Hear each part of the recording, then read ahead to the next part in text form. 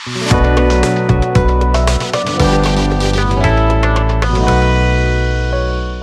everyone. So today's topic is Coulomb's law.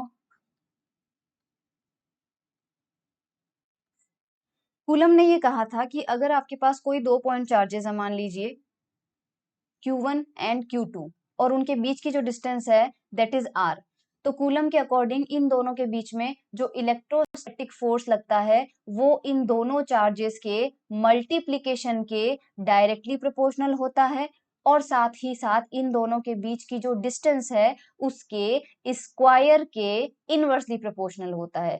तो ये हमारे पास प्रोपोर्शनलिटी का साइन हटाने के लिए हम क्या करेंगे, एक कांस्टेंट अप्लाई करेंगे, और वो कांस्टेंट हम किससे रिप्रेजेंट करते हैं, के से रिप्रेजेंट करते हैं। जो के होता है ये एक कांस्टेंट होता है जिसके दो नाम होते हैं, या तो आप इसे कूलम्स कांस्टेंट कह सकते हैं क्योंकि कूलम ने यूज किया था, इसका एक और नाम होता है इलेक्ट्रोस्टैटिक फोर्स कांस्टेंट, तो वो भी ध्यान रखिएगा।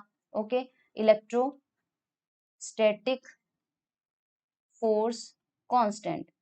ये जो के होता है इसकी एक फिक्स वैल्यू होती है 9 इंटू 10⁹। अब इसकी यूनिट कैसे लेंगे, तो ये जो फॉर्मूला है यहाँ से अगर मैं आपसे पूछूं के फॉर्मूला क्या आएगा, तो आप कहेंगे कि F into r square upon Q1 Q2, right. तो फोर्स जो है उसकी यूनिट क्या होती है, न्यूटन। आर स्क्वायर किस में आएगा, मीटर स्क्वायर में आएगा, और Q1 Q2 किस में आएगा, कूलम स्क्वायर में। तो के की जो यूनिट है वो कितनी हो जाएगी, newton into metre square upon coulomb square. ये जो के होता है इसका एक और फॉर्मूला होता है विच इज 1/4πε0। ये जो एप्सिलॉन नॉट होता है इसे हम कहते हैं परमिटिविटी ऑफ फ्री स्पेस। ये जो फ्री स्पेस मैंने यहाँ पर लिखा है, आपको क्वेश्चन में फ्री स्पेस भी दिया जा सकता है, वैक्यूम भी लिखा हुआ मिल सकता है, एयर भी लिखा हुआ मिल सकता है। तीनों का मतलब सेम होगा, free space, vacuum and air. Epsilon not जो है वो उसकी परमिटिविटी होती है। एप्सिलॉन नॉट जो होता है वो भी हर किसी मीडियम के लिए क्या होता है आपके पास, कांस्टेंट होता है। तो ये जो एप्सिलॉन नॉट है इसकी वैल्यू भी आपको ध्यान रखनी है, ऐसा यूनिट में इसकी वैल्यू होती है 8.85 इंटू 10⁻⁻12। ओके, सो हमारे पास ये एप्सिलॉन नॉट की वैल्यू जो आती है this is in SI unit. Now हमारे पास ये दो वैल्यूज जो है वो क्वेश्चन में कई बार नहीं दी जाती है, इसलिए आई वुड सजेस्ट कि के की वैल्यू भी आपको याद होनी चाहिए और एप्सिलॉन नॉट की वैल्यू भी आपको याद होनी चाहिए। तो ये जो कूलम लॉ हमने देखा, बात करी, इस कूलम लॉ के लिए हमने कहीं पर डायरेक्शन की बात नहीं करी कि ये फोर्स किधर से किधर लगेगा। सो हमें क्या करना पड़ेगा, इसका वेक्टर फॉर्म देखना पड़ेगा, क्योंकि सबसे ज्यादा कंफ्यूजन इसके वेक्टर फॉर्म में होता है कि डायरेक्शन कैसे जाएगी। फोर्स तो आपने बता दिया, दोनों चार्जेस के बीच में इतना फोर्स लगेगा, यानी कि Q1 भी Q2 पर इतना फोर्स लगाएगा और Q2 भी Q1 पे उतना ही फोर्स लगाएगा, बट डायरेक्शन किधर होगी, कौन सी डायरेक्शन में लगेगा। सो डायरेक्शन को समझने के लिए फिर से एक बार पिक्चर ड्रॉ करते हैं। Q1 हमारे पास यहाँ था और Q2 हमारे पास यहाँ था, और ये दोनों के बीच की डिस्टेंस है, ठीक है, जिसको हमने लिखा है, इसकी डिस्टेंस जो है वो कितनी है, R हो जाएगी। अब सबसे पहले यहाँ पर नोटेशन आपको कैसे लिखा हुआ मिलेगा, देखो F के ऊपर अगर आप वेक्टर लगा देते हो और यहाँ पर हम लिख देते हैं मान लीजिए 12, F12, तो आपका जो F12 है इसका मतलब क्या होगा, this will be force on Q1 due to Q2। First जो टर्म यहाँ पर लिखा हुआ होगा 1, इसका मतलब होगा पहले चार्ज के ऊपर लग रहा है फोर्स, और जो बाद वाला नोटेशन होगा 2, उसका ये मतलब होगा कि सेकंड वाला चार्ज लगा रहा है। So this is force on Q1 due to Q2। अब इसकी डायरेक्शन आप देखिए, इसका मतलब किस पे लगना है फोर्स, Q1 पे लगेगा, राइट। और दोनों आपके पास कैसा है, सेम नेचर लिया है हमने, तो ये प्लस हो जाएगा, ये आपके पास क्या हो जाएगा, माइनस हो जाएगा। तो सॉरी, ये भी पॉजिटिव चार्ज ले रहे हैं। फॉर एग्जाम्पल हम अभी दोनों सेम नेचर के ले रहे हैं, जब नेगेटिव आएगा तो आई विल टेल कि कैसे लेना है आपको। सो पॉजिटिव पॉजिटिव चार्ज के बीच में क्या होगा आपके पास, रिपल्शन होगा। सो Q2 जो है अगर वो Q1 को खींचना चाहता है या धक्का देना चाहता है, तो हम देखते हैं कि चार्ज कैसा है दोनों के पास, पॉजिटिव पॉजिटिव हो जाएगा। जाहिर सी बात है कि अगर दोनों के पास पॉजिटिव चार्ज है तो Q2 जो है वो Q1 को अपनी तरफ नहीं खींचेगा, दूर धकेलेगा, दूर धकेलेगा। तो इसका मतलब जो Q2 की वजह से Q1 पर फोर्स लगेगा उसकी डायरेक्शन होगी इधर, इधर ही तो पुश करेगा, धक्का देगा। तो इसका मतलब F जो 1 2 है उसकी डायरेक्शन आपके पास किधर हो जाएगी, इस डायरेक्शन में आपके पास यहाँ पर हो जाएगी। अब ये जो इस कंडीशन में हम यहाँ पर क्या लेंगे, F12 आपके पास हो जाएगा force on Q1 due to Q2। अब उसकी वैल्यू लिखते हैं, देखो तो F12 आपके पास कैसा लिखा जाएगा, K Q1 Q2 upon R square, क्योंकि दोनों के बीच की जो डिस्टेंस है चाहे वो वेक्टर क्वांटिटी हो लेकिन उसका स्क्वायर करने से क्या हो जाता है, वो स्केलर क्वांटिटी हो जाती है। तो ये तो इसका हो गया मैग्नीट्यूड। किसी भी वेक्टर क्वांटिटी को रिप्रेजेंट करने के लिए एक उसका मैग्नीट्यूड लिखा जाता है, साथ में उसका यूनिट वेक्टर लिख के उसकी डायरेक्शन बताई जाती है। तो यहाँ पर हमने देखा कि F12 की डायरेक्शन किधर है, F12 की डायरेक्शन आपके पास लेफ्ट हैंड साइड में जा रही है, और जो लेफ्ट हैंड साइड का एरो है उसे बताने के लिए हम यहाँ पर क्या लिखेंगे, ये हो जाएगा आपका R12 और उसके ऊपर लग जाएगा कैप। तो ये जो R12 है जिसके ऊपर कैप लगा है, इसे आप क्या कहेंगे, this R12 is the unit vector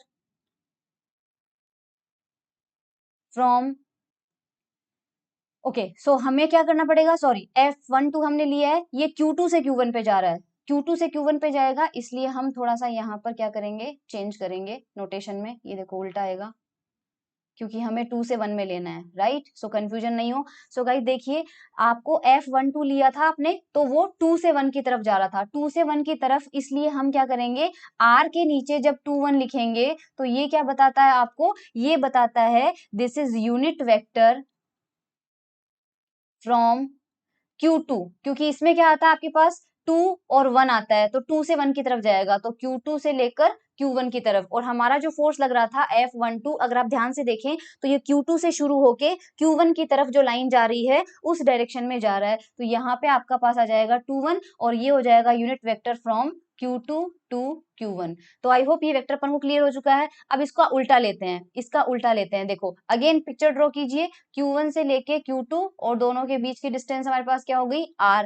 हमने पहले क्या निकाला था, हमने कौन सा फोर्स निकाला था, F12 निकाला था। अब हम निकालते हैं F21, तो F12 के ऊपर वेक्टर लगाते हैं, मैग्नीट्यूड तो सेम ही आएगा, K Q1 Q2 upon R square, right, ये हमारा हो गया magnitude.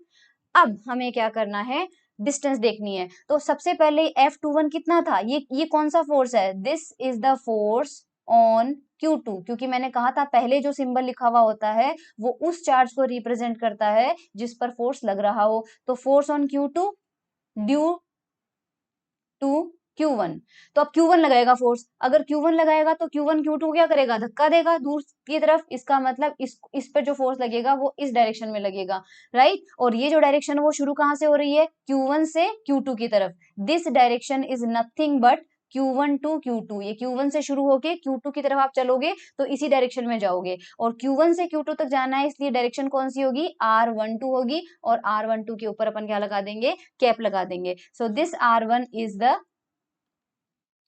Unit vector from Q1 to Q2। So आपको थोड़ा सा यहाँ पर ये चीज ध्यान रखनी है कि जब फोर्स पे नीचे 1 2 लगा हो तो उसकी डायरेक्शन R के साथ 2 1 लिखनी है, और जब फोर्स के नीचे 2 1 लिखा हो तो जो डायरेक्शन होगी यूनिट वेक्टर वो आपको 1 2 लिखना है। तो ये थोड़ा सा यहाँ पे आपको कंफ्यूजन हो सकता है, इसलिए आई होप आप इसको अच्छे से समझ लेंगे।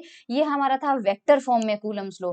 अब हम बात करते हैं Coulomb's law in terms of position vector. ये देखिए पोजीशन वेक्टर के टर्म में क्या मिलेगा हमें, हमने सिंपल वेक्टर फॉर्म में देख लिया, अब पोजीशन वेक्टर के टर्म में देखते हैं। सो पोजीशन वेक्टर के टर्म में इसको पढ़ने के लिए हमें क्या करना पड़ेगा, हमें एक्स वाई कोऑर्डिनेट सिस्टम लेते हैं, तो इधर आपका एक्स हो गया और इधर आपका वाई हो गया। एक चार्ज मान लीजिए आपका यहाँ रखा हुआ है Q1 और एक चार्ज आपका यहाँ रखा हुआ है Q2, ठीक है। Q1 का जो पोजीशन वेक्टर है मान लीजिए वो है R1 वेक्टर, और जो Q2 है उसका जो पोजीशन वेक्टर है वो कितना हो जाएगा, R2 वेक्टर। अब हमें क्या करना है, इन दोनों के बीच में मैं एक लाइन ड्रॉ कर देती हूँ, जो कि फिलहाल मैं उस लाइन का कोई भी एरो नहीं बता रही हूँ, लेकिन इसका एरो मुझे पता है इधर होगा और इसका एरो मुझे पता है इधर होगा, क्योंकि ओरिजिन से किसी भी पॉइंट का अगर हमें पोजीशन वेक्टर लेना होता है तो वो उसी की तरफ जाता है। ओके सो हमारे पास ये आ जाएगा। इस कंडीशन में अगर हमें F12 निकालना हो, देखिए F12 निकालने का मतलब होगा force on Q1 due to Q2, यानी फोर्स Q1 पे लगना चाहिए। फोर्स Q1 पर लगेगा तो सबसे पहले हम K Q1 Q2 देख लेते हैं। अब हमें क्या करना है, Q1 Q2 के बीच की डिस्टेंस लेनी है। Q1 Q2 के बीच की डिस्टेंस लेने के लिए हम क्या करेंगे, सो देखो इन जनरल हमारा फॉर्मूला क्या होता है, K Q1 Q2 upon R square और साथ में R कैप। क्या हम इसे ऐसे लिख सकते हैं, K Q1 Q2 upon R square. हम जानते हैं कि जो R कैप होता है उस R कैप को क्या लिख सकते हैं हम, R vector upon magnitude of R। और ये आर स्क्वायर भी क्या है, मैग्नीट्यूड ही है, और ये आर भी क्या है, मैग्नीट्यूड है। तो ये आपका हो जाएगा के Q1 Q2 upon are cube और साथ में आ जाएगा आर वेक्टर। तो ये एक नया तरीका है कूलम फोर्स का वेक्टर फॉर्म लिखने का। तो ये जो वाला फॉर्मूला हमने यहाँ लिखा है, अब ये हम यहाँ लिखेंगे। Q1 Q2 के बीच की दूरी तो हमें लेनी है, लेकिन दूरी लेने के लिए हमें ये पता होना चाहिए कि फोर्स मतलब जाहिर सी बात है Q1 Q2 की जो बीच की दूरी होगी वो वेक्टर ट्राइंगल लॉ लगाकर अगर आप निकालें तो या तो वो R1 माइनस R2 होगी या वो R2 माइनस R1 होगी। अब कैसे डिसाइड करें कि हमें क्या लेना है, तो देखो अगर आपको फोर्स, देखो सबसे पहले फर्स्ट चार्ज के ऊपर लेना है, पहले चार्ज के ऊपर फोर्स लेना है, पहले चार्ज के ऊपर फोर्स लेना है, इसका मतलब Q2 Q1 पर किधर फोर्स लगाएगा, तो Q2 जो है वो Q1 को धक्का देगा, धक्का देने की वजह से ये चार्ज के ऊपर फोर्स लगेगा इधर। तो आपको ऐसा पोजीशन वेक्टर लेना है जिसकी डायरेक्शन इधर आए, यानी कि इस वेक्टर पे आपको इधर एरो लगाना है। अब इधर एरो लगाने के लिए आप क्या करेंगे, वेक्टर लो लगाइए। वेक्टर लो लगाओगे तो आपके पास क्या हो जाएगा, मैं वेक्टर में लिखती हूँ, देखो O Q2 plus Q2 Q1 is equals to OQ1। ये मैंने वेक्टर लो लगाया जो आपने पढ़ा हुआ होगा कि OQ2 जो एरो है सबसे पहले वो लेना है, फिर Q2 जा रहा है Q1 पे और सामने से कौन आ रहा है, OQ1 आ रहा है। तो यहाँ पर हमने वेक्टर लगा दिया, तो OQ2 कितना हमारा R2 vector plus Q2 Q1 हमें निकालना है और ये आपका हो जाएगा R1 वेक्टर। तो यहाँ से Q2 Q1 जो डिस्टेंस है वो कितनी मिल रही है आपको, R1 vector minus R2 vector. ठीक है, सो इस कंडीशन में क्योंकि आपको F12 निकालना है तो आपको जो डिस्टेंस है दोनों के बीच में वो कितनी लेनी पड़ेगी, इसका मतलब ये जो डिस्टेंस है वो कितनी हो जाएगी, R1 माइनस R2। ठीक है, तो यहाँ पे आपको लेना है R1 माइनस R2। ठीक है, और हमें क्या करना है, देखो इसका क्यूब है, इसका क्यूब है तो इसका जो मैग्नीट्यूड है मैग्नीट्यूड लीजिए, फिर इसका क्यूब लगा दीजिए और यहाँ पर सिंपल वेक्टर है तो सिंपल वेक्टर में लिख लीजिए R1 vector minus R2 vector. ये देखिए, और अगर इसका उल्टा करना होता, F21 निकालना होता तो हम क्या करते, K Q1 Q2 अपॉन, उस कंडीशन में सेकंड पे फोर्स लगना होता और हमें इधर आना होता। इधर आते तो ये जो एरो है वो बदल के इधर हो जाता, और अगर ये एरो बदल के इधर हो जाता तो ये जो वैल्यू आपको R1 माइनस R2 मिली है ये आपको क्या मिलती, R2 माइनस R1 का क्यूब और साथ में हो जाएगा R2 माइनस R1। सो ये आपके पास हो जाएगा वेक्टर लॉ में, पोजीशन वेक्टर के टर्म में कूलम लॉ। इसके बाद हमारे पास क्या आता है, देखो प्रिंसिपल ऑफ सुपरपोजिशन।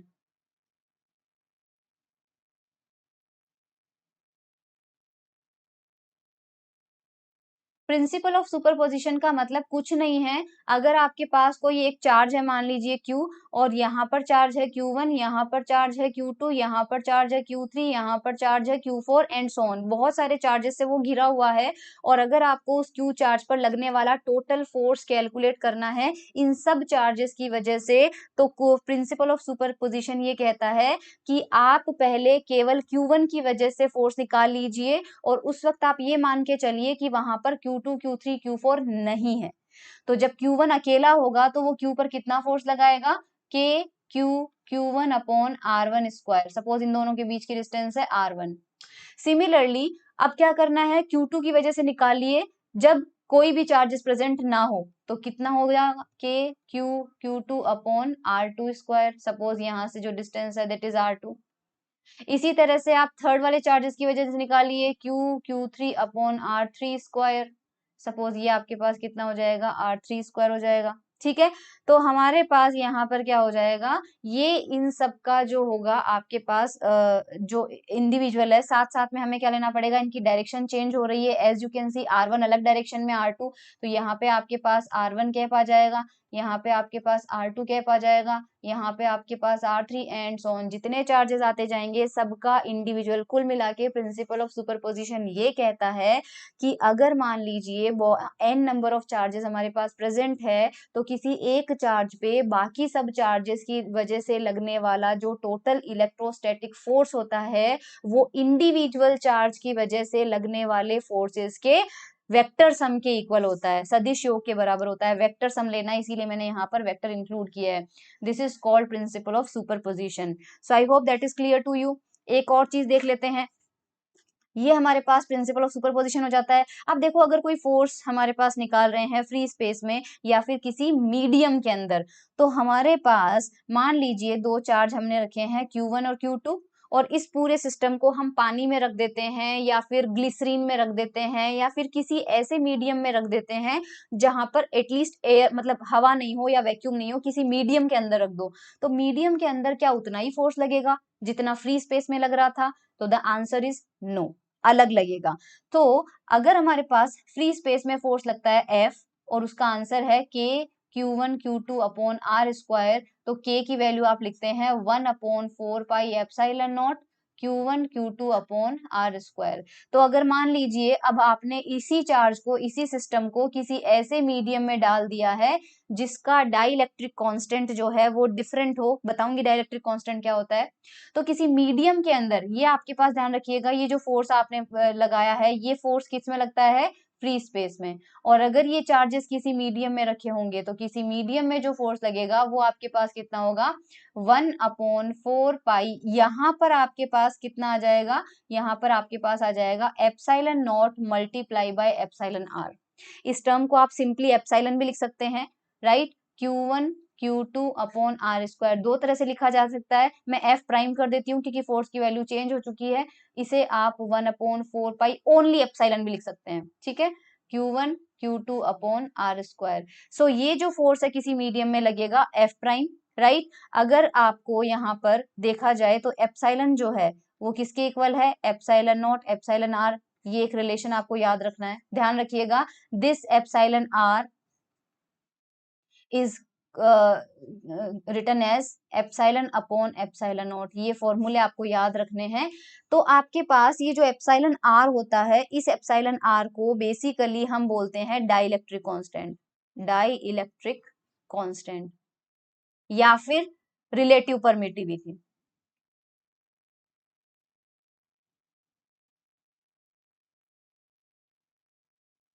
ठीक है, ये दो नाम आपको ध्यान रखने हैं। अगर मैं आपसे पूछूं कि इक्वेशन 1 में और इक्वेशन 2 में, अगर आप ध्यान से देखें इक्वेशन 1 और 2 का रेशो लिया जाए तो सारे टर्म्स कैंसिल आउट हो जाएंगे। इक्वेशन 1/2 कीजिए, इक्वेशन 1/2 कीजिए, तो आपको क्या मिलेगा? F upon F prime. और राइट हैंड साइड में Q1 Q2 कैंसिल आउट हो जाएगा, सब कुछ कैंसिल आउट हो जाएगा। ऊपर आपके पास बचेगा एप्सिलॉन नॉट, नीचे आपके पास बचेगा एप्सिलॉन। तो अगर इनका रेशो लिया जाए तो वो आ जाएगा एप्सिलॉन नॉट, और ये हमारे पास किसके इक्वल था? एप्सिलॉन आर के इक्वल था। तो इसका मतलब आपके पास, अगर मैं ऐसे बोलूं कि किसी फ्री स्पेस में और मीडियम के अंदर कूलम फोर्स जो होता है उसका जो रेशो होता है वो रेशो उसी मीडियम के डाइलेक्ट्रिक कांस्टेंट के बराबर होता है। तो आपका आंसर, ये जो स्टेटमेंट होगा वो बिल्कुल सही माना जाएगा। सो ये रिलेशन याद रखिएगा, ये रिलेशन याद रखिएगा, ये तो एक ही चीज है। तो ये चीजें आपको ध्यान रखनी है, ओके? नाउ हम चलते हैं, तो ये हमारे पास था कूलम लॉ का बेसिकली थ्योरी वाला पार्ट, और अब हम चलते हैं इसके क्वेश्चंस पे। तो सबसे पहले इसका क्वेश्चन देखिए। क्वेश्चन किस तरह से आपको एग्जाम में पूछे जाएंगे। सो सपोज आपके पास फर्स्ट क्वेश्चन करके देखते हैं। देखिए, 3 charges each of 20 microcoulomb are placed along a straight line.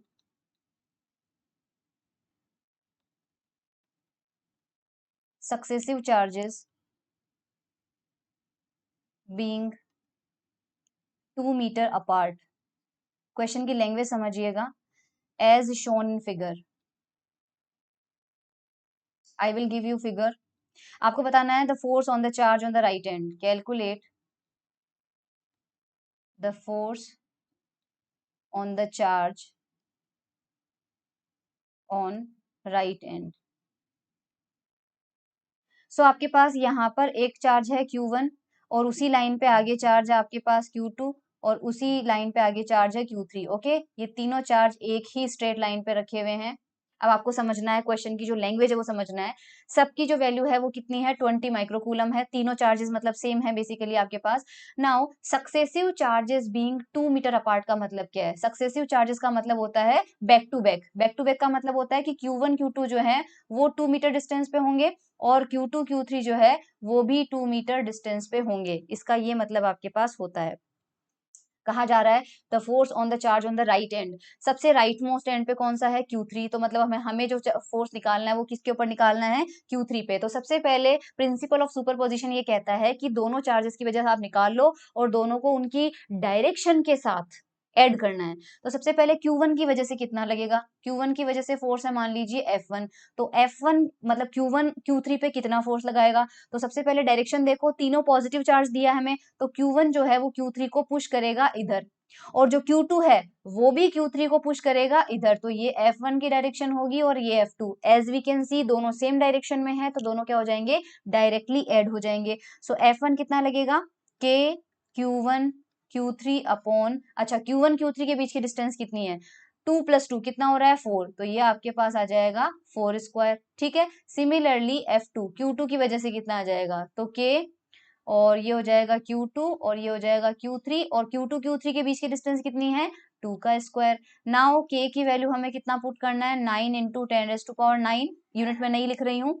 और Q1 = Q2 = Q3। तीनों वैल्यूज हमें कितना दिया है? 20 माइक्रोकूलम है तो 10⁻⁻6 कूलम।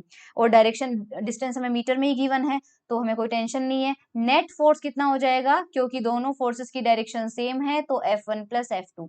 तो ये सारी वैल्यूज आप उसमें पुट करेंगे और दोनों को ऐड करेंगे तो दोनों को ऐड करने से हमारे पास फाइनल आंसर जो है वो आ जाएगा। If you calculate you will gate F1 जो आएगा 0.225 न्यूटन होगा एंड प्लस F2 आपके पास होगा 0.9 न्यूटन। तो इनको ऐड करके आपका जो आंसर है वो आ जाएगा। ओके, इस तरह से हमारे पास ये क्वेश्चन कूलम लॉ का सबसे सिंपलेस्ट क्वेश्चन था। सो डेफिनेटली इतना सिंपल क्वेश्चन एग्जाम में नहीं पूछा जाता है। अब देखो यहाँ पे हमारे पास नेक्स्ट क्वेश्चन किस तरह से आएगा। सो मान लीजिए हमारे पास 4 आइडेंटिकल चार्जेस। नेक्स्ट क्वेश्चन आपके पास है, जस्ट अ मिनट, ये नहीं आएगा। 4 identical charges each of magnitude Q, सारे के सारे Q मैग्नीट्यूड है, ठीक है, are placed at the corners of square of side A. Find net force on any of the charge. Find net force on any of the charge.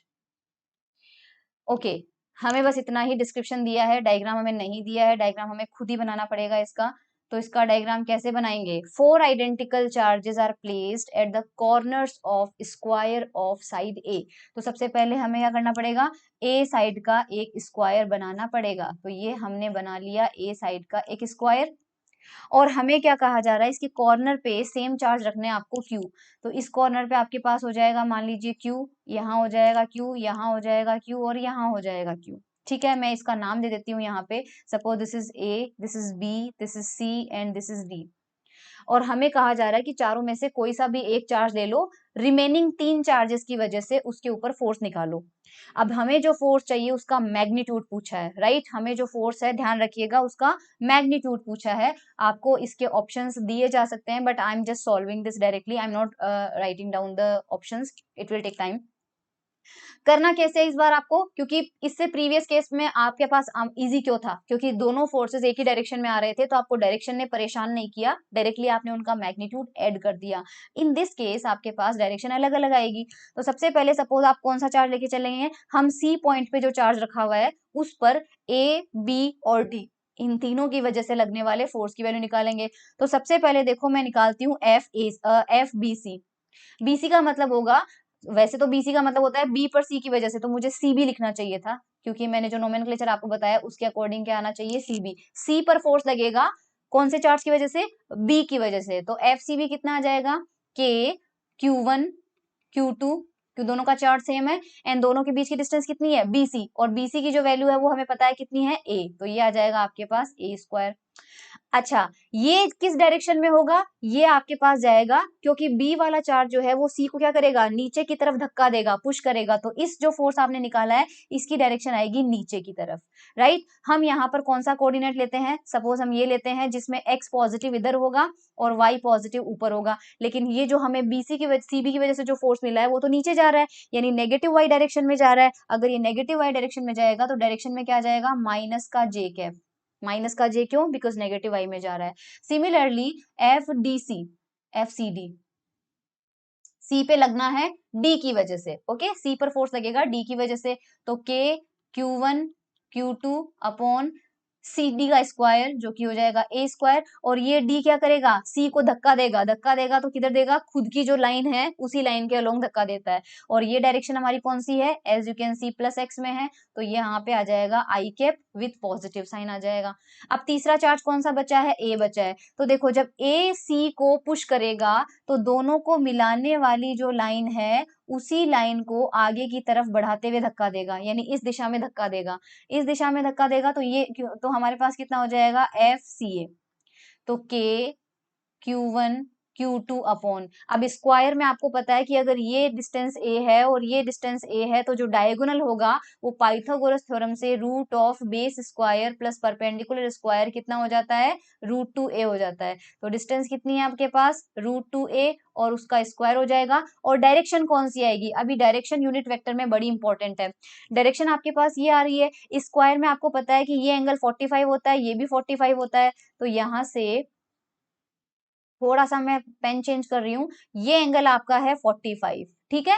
सो आपके पास यहाँ पर ये डायरेक्शन में हमारी यूनिट वेक्टर आ रही है, तो इसको किस कंपोनेंट में लिख सकते हो आप, इसका एक कंपोनेंट हो जाएगा कॉस कंपोनेंट, तो इधर जाएगा, और साइन कंपोनेंट इसका किधर आएगा, नीचे आएगा, तो इसका मतलब ऊपर तो आपका जाएगा इसका आई कॉस थीटा आ जाएगा, इस डायरेक्शन में तो आपका आ जाएगा कॉस थीटा कंपोनेंट, कॉस 45 है ना, और इधर आपका आ जाएगा साइन 45। आपको यूनिट वेक्टर ही लेना है, इसलिए ध्यान रखिएगा यूनिट वेक्टर में आपका cos 45 और sin 45, तो cos 45 किस डायरेक्शन में आपका आई कैप में आ रहा है, और sin 45 आपका किस में आ रहा है, माइनस जे में आ रहा है, तो जो यूनिट वेक्टर आपको यहाँ पर लेना है, तो बेसिकली आपके पास ध्यान रखिएगा, एक्चुअली इस डायरेक्शन में आपका यूनिट वेक्टर जा रहा था और उसी का कंपोनेंट cos का कर दिया और उसी का कंपोनेंट sin में कर दिया, तो हमारे पास यहाँ पर इसकी जो वैल्यू आएगी, अब देखिए यूनिट वेक्टर के लिए अंदर अपन को क्या लिखना है, यहाँ पे अपन को लिखना है आई कैप डायरेक्शन में आई कैप cos 45 माइनस जे कैप साइन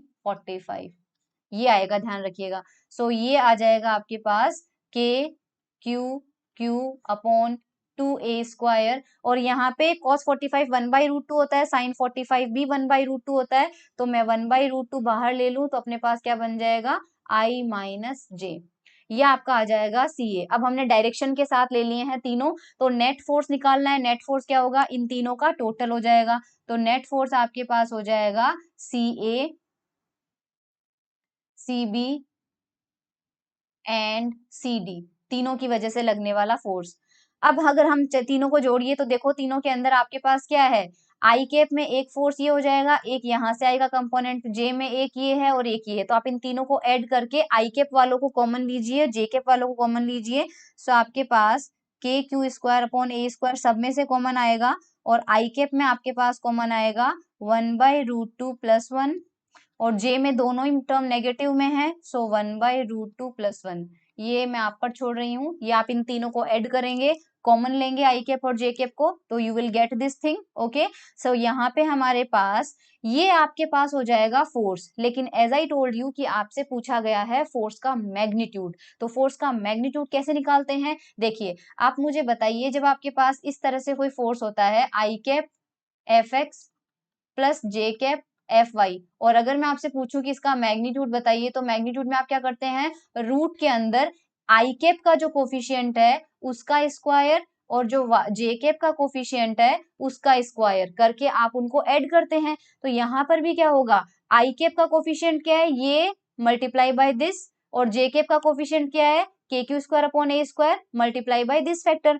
तो हमें क्या करना पड़ेगा, रूट के अंदर आई कैप का स्क्वायर यानी कि के q square upon a square का स्क्वायर, और साथ में ये 1/2 √2 प्लस 1 का square, similarly plus y component square. अब देखो यहाँ पे नेगेटिव होने से कोई फर्क नहीं पड़ता, इवन अगर यहाँ पे नेगेटिव होगा तो भी आपके पास क्या हो जाएगा, माइनस एफ वाई का स्क्वायर करोगे, और माइनस एफ वाई का होल स्क्वायर क्या होगा, प्लस में ही होगा। तो जे कैप के आगे में नेगेटिव साइन होने से रूट के अंदर नेगेटिव नहीं आएगा। Okay, so k q square upon a square का whole square multiply by 1/2 √2 plus 1 का होल स्क्वायर, ये इसका क्या हो जाएगा, आपके पास रिजल्टेंट हो जाएगा। दोनों में से ये टर्म कॉमन आ रहा है आपके पास, तो इसका कॉमन ले लेते हैं।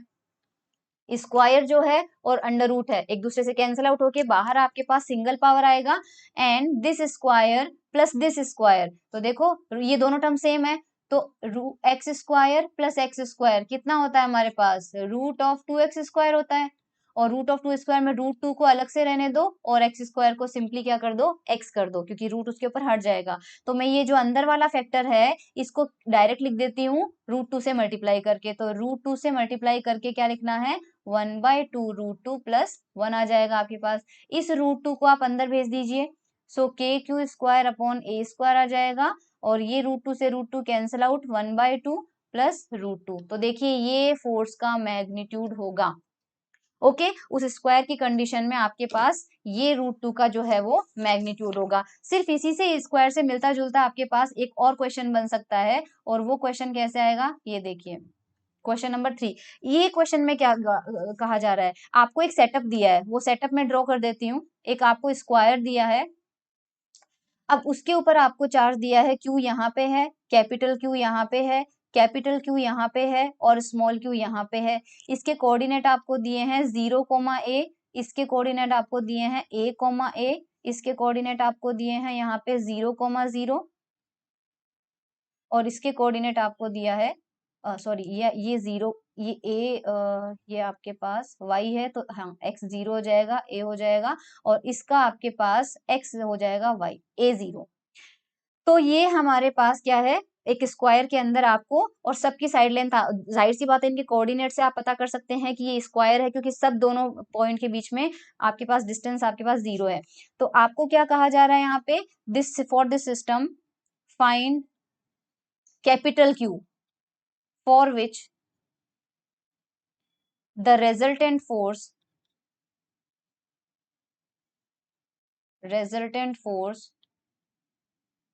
on small q is 0। देखिए, find capital Q for which the resultant force on small q is 0।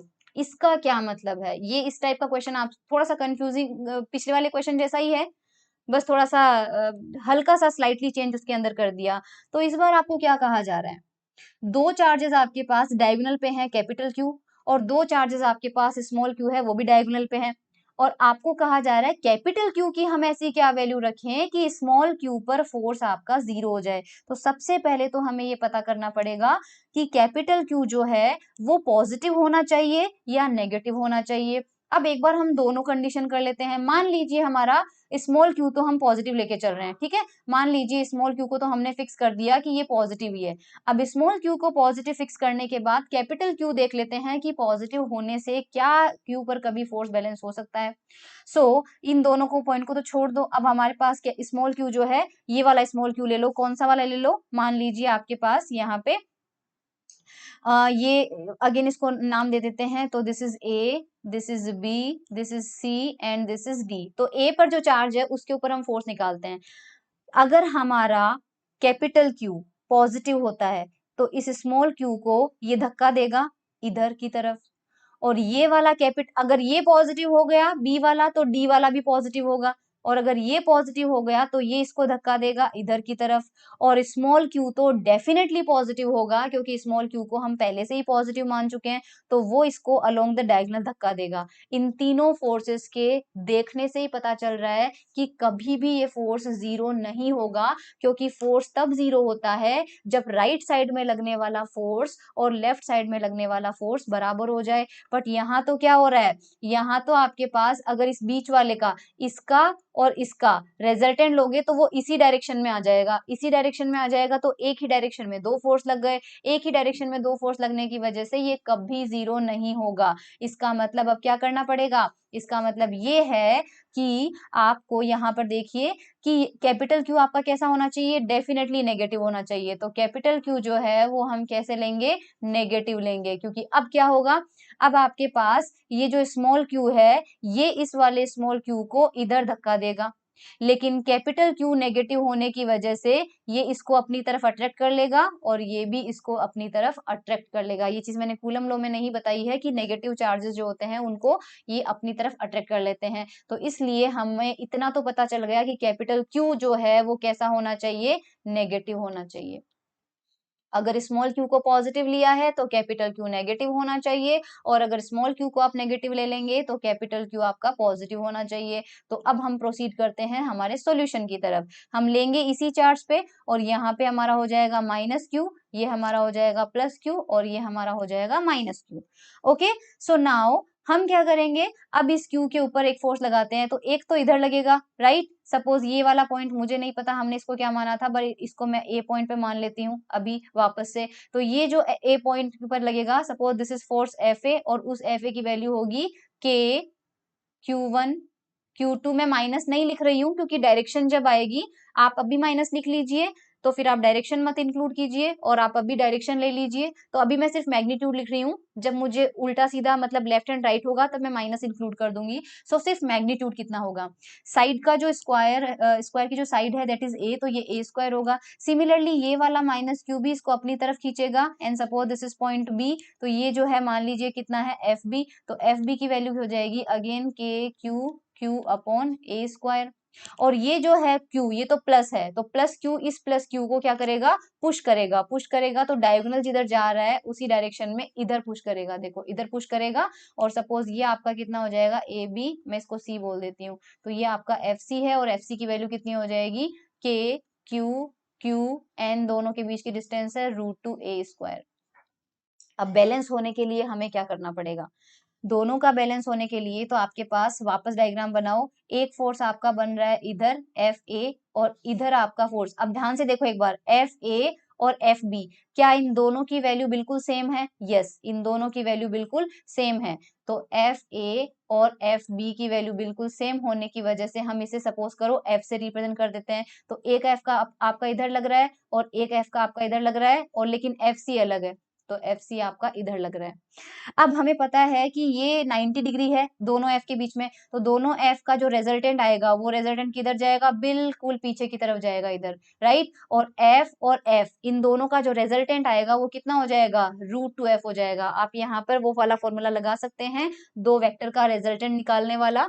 कितना होता है हमारे पास, root of first vector square second square -2 first one second one, cos of दोनों के बीच का एंगल, दोनों के बीच का एंगल कितना है 90, कॉस 90 आपके पास 0 हो जाता है। इसको सॉल्व करेंगे यू विल गेट √2f, तो जो रिजल्टेंट फोर्स आएगा वो √2f होगा। इसका मतलब ये √2f किसके बराबर होना चाहिए, fc। क्यों, क्योंकि इसकी पिक्चर थोड़ी सी और लार्ज बनाओगे तो ये डॉटेड लाइन वाला पार्ट फोर्स इधर लग रहा है और इसी पॉइंट पे इधर लग रहा है, तो नेट फोर्स अपन को 0 करना है, तो दोनों का क्या होना पड़ेगा, इक्वेट होना पड़ेगा। तो इसका मतलब √2 times f must be equal to F C. और अब हमें सिर्फ इनका मैग्नीट्यूड लेना है, क्योंकि डायरेक्शन तो एरो में आ चुकी है, एरो का पीछे जाना मतलब अपने आप नेगेटिव हो जाना। तो √2 टाइम्स एफ की वैल्यू आपके पास ये रहेगी कितनी, के क्यू अपॉन ए स्क्वायर, और एफ सी हमारा रहेगा के क्यू स्क्वायर अपॉन √2a का स्क्वायर। तो सारे टर्म्स आपके पास यहाँ पे कैंसिल आउट हो जाएंगे, और अगर आप इसको सॉल्व करेंगे तो आपके पास ये जो वैल्यू है, क्योंकि सिर्फ मैग्नीट्यूड निकालना है हमें, तो वो चार्ज तो हमने देख ही लिया है, तो यहाँ से अगर आप निकालेंगे तो जो Q की वैल्यू आएगी वो आपके पास कितनी आएगी, 2√2 टाइम्स कैपिटल Q। ये आपके पास आएगी इस तरह की वैल्यू। तो स्मॉल क्यू की वैल्यू आपसे यही पूछी गई थी ना। हाँ, कैपिटल क्यू पूछा है, find capital Q for which the resultant force on small Q is 0। तो कैपिटल क्यू का पूछा है तो कोई टेंशन नहीं, कैपिटल क्यू निकाल लीजिए, स्मॉल क्यू अपॉन 2√2 हो जाएगा। तो इतना चार्ज आपके पास होना चाहिए। और हाँ, आगे नेगेटिव साइन लगना चाहिए। वाई? क्योंकि इस क्यू को आपने पॉजिटिव माना है और कैपिटल क्यू हम चाह रहे थे नेगेटिव आए, ये तभी आएगा जब आगे माइनस साइन लगा हो। तो ऑप्शन में अगर प्लस वाला हो तो आप उसे टिक मत कीजिएगा, मतलब ऑप्शन आपके पास ये हो सकते हैं इसके। सपोज कैपिटल क्यू की वैल्यू पूछी गई थी आपसे, तो ऑप्शन आपके पास ये होंगे, मान लीजिए 2√2 times Q minus 2√2 times Q, C आपके पास हो जाएगा q/2√2 और डी ऑप्शन आपके पास हो जाएगा -q/2√2। तो जो डी ऑप्शन है वो आपको क्या करना है, टिक करना है। तो इस तरह से आपके पास एक और ये क्वेश्चन जो है वो हो जाता है। ओके, नेक्स्ट हमारे पास देखिए, ऑल्दो मैंने आपको कंटिन्यूअस चार्ज डिस्ट्रीब्यूशन पढ़ाया नहीं है, बट देखते हैं क्वेश्चन नंबर कौन सा होगा हमारे पास। क्वेश्चन नंबर 4 होगा। क्वेश्चन नंबर 4 होगा कूलम पे। हम at least 10 to 15 question her topic पे करेंगे, मिनिमम है ये तो। सो ये 4th क्वेश्चन है, आपको बताना है force between uniformly charge road of length L with a charge capital Q and a point charge small q placed at distance d from the center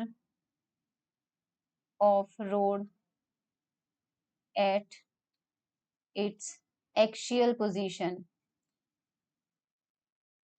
देखो, ये क्वेश्चन सबसे पहले समझते हैं और इसका डायग्राम ड्रॉ करते हैं। आपको यूनिफॉर्मली चार्ज रोड दी हुई है, एक एल लेंथ की रोड है, तो सबसे पहले एक एल लेंथ की रोड बनाइए, ये लीजिए, ठीक है।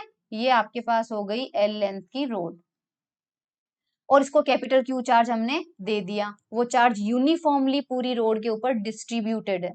अब एक पॉइंट चार्ज रखा है हमने at distance D from the centre of road, तो ये रोड का सेंटर हो गया और इसी सेंटर से लेना है at its axial position. Axial का मतलब होता है इसी रोड की जो लंबाई जा रही है उसी दिशा में आगे जाइए, तो आपको डी डिस्टेंस पे एक पॉइंट चार्ज मिलेगा, तो वो पॉइंट चार्ज यहाँ मिलेगा, करेक्ट। ये क्यू चार्ज हो गया और सेंटर से इसकी डिस्टेंस कितनी दी है हमें, डी दी है। इसका मतलब रोड के सेंटर से जो क्यू चार्ज है उसकी डिस्टेंस हमें कितना दिया है, डी दिया है। अब हमें कहा जा रहा है कि इन दोनों के बीच में कूलम फोर्स कितना लगेगा, और इसे क्योंकि आपने यूनिफॉर्मली चार्ज दिया है, इसका मतलब ये जो पूरी चार्ज है उस पे चार्ज जो है वो इस तरह से यूनिफॉर्मली डिस्ट्रीब्यूटेड है। ऐसे क्वेश्चन को कैसे करेंगे, क्योंकि कूलम लॉ ने, जो कूलम का लॉ था ध्यान रखिएगा, वो सिर्फ पॉइंट चार्ज के लिए वैलिड है, रोड के लिए वैलिड नहीं है। तो सबसे पहले हमें क्या करना पड़ेगा, इस पूरी रोड का छोटा सा हिस्सा लेना है, कोई इतना छोटा जिसे हम पॉइंट चार्ज की तरह मान सकें।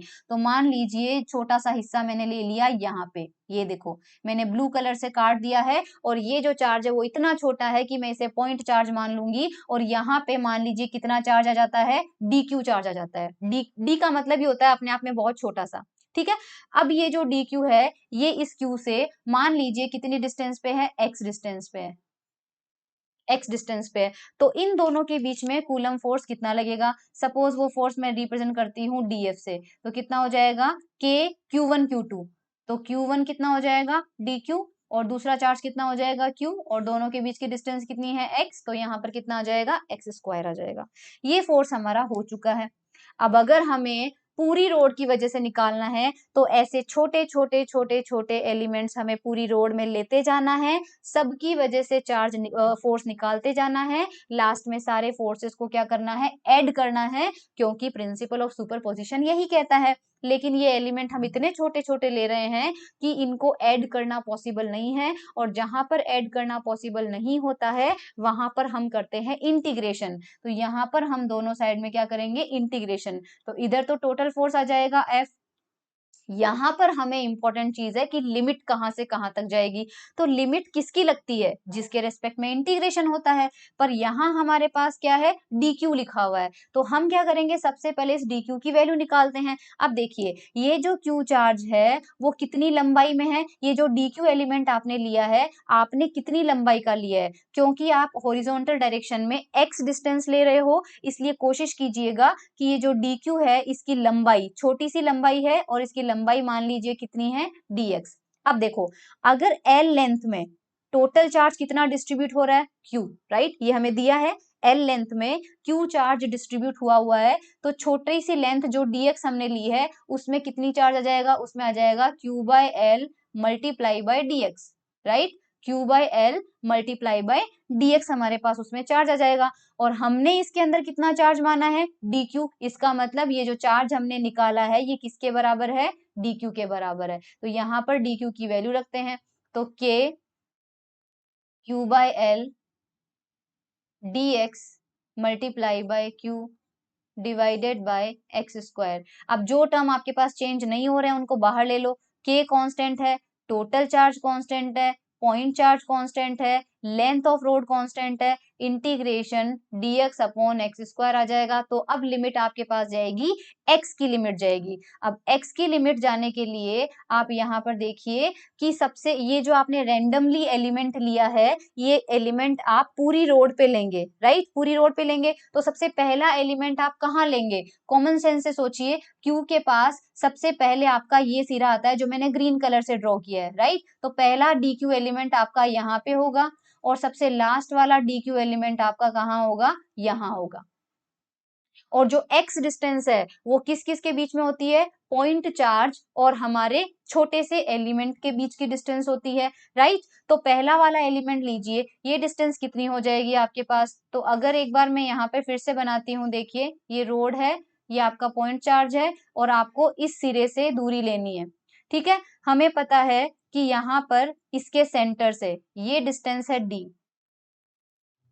राइट? और सेंटर से इस रोड की लेंथ एंड, क्योंकि रोड की लेंथ कितनी है? l है, तो आधी लेंथ कितनी हो जाएगी? l/2। ये पूरी डिस्टेंस d है और ये l/2 है, तो जो बची हुई डिस्टेंस हो गई वो कितनी हो जाएगी? d minus l/2। यानी जो पहला एलिमेंट हमने लिया है उससे चार्ज की जो डिस्टेंस है वो कितनी हो जाएगी? d minus l/2। तो लोअर लिमिट कितनी जाएगी? d माइनस l/2 चली जाएगी। उसी तरह से सबसे लास्ट वाला जो है, ये सबसे लास्ट वाला है, तो ये d डिस्टेंस तो आएगी, इसके साथ में ये वाले डिस्टेंस यहाँ से यहाँ तक की ऐड करनी पड़ेगी और ये डिस्टेंस भी कितनी है? l/2। तो अपर लिमिट कितनी जाएगी? d plus l/2। तो बस अब आपको ये इंटीग्रेशन करके और इस इंटीग्रेशन को क्या करना है? सॉल्व करना है। तो उसको अपन सॉल्व करते हैं।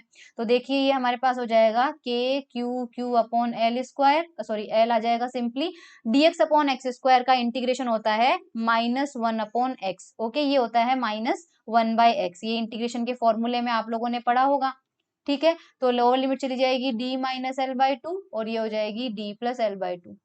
हम माइनस हटा के लिमिट को इंटरचेंज कर सकते हैं या फिर आपकी जैसी इच्छा है माइनस बाहर ले लीजिए और पहले अपर लिमिट रखते हैं, तो 1 upon d plus l/2 minus, फिर लोअर लिमिट रखिए d माइनस l/2 और अब ये माइनस आप अंदर भेज दीजिए k q अपॉन l। तो क्या आ जाएगा? बाद वाला टर्म पहले आ जाएगा और पहला वाला टर्म बाद में आ जाएगा। एलसीएम ले लीजिए इसका, k q upon l। LCM में आपके पास हो जाएगा d माइनस l/2 और ये आ जाएगा आपके पास d plus l/2। d minus से d माइनस कैंसिल आ जाएगा, ऊपर आ जाएगा d प्लस l/2, यहाँ आ जाएगा d प्लस l/2। तो d से d आपका कैंसिल आउट हो रहा है, l/2 प्लस l/2 कितना होगा? l हो जाएगा। तो k q अपॉन l, ऊपर आ जाएगा l, a plus B a minus B, तो a square minus B square.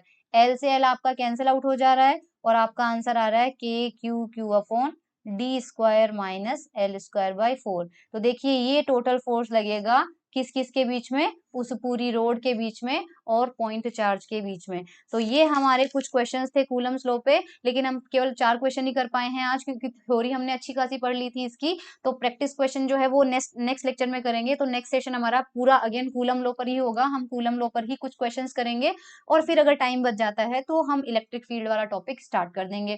तो तब तक के लिए thank you so much everyone and bye bye.